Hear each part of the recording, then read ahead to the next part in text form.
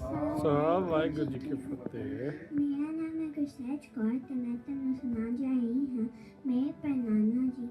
ਸ਼ਾਮੀ ਤੁਹਾਡੇ ਗੁਰਚਰਨ ਸਿੰਘ ਗੋਲਵਾ ਜੀ ਦੀ ਲਿਖੀ ਹੋਈ ਵਾਰ ਬਾਬਾ ਦੀਪ ਸਿੰਘ ਲਲਕਾਰ। ਬਾਬਾ ਦੀਪ ਸਿੰਘ ਅਰਦਾਸਾ ਸੋਧਿਆ ਹੱਥ ਜੋੜ ਕੇ ਭਲਾ ਕਰਦਾਰ ਖੰਡਾ ਖਿੱਚ ਕੇ ਫਹਿਮੀਆਂ ਚੋਂ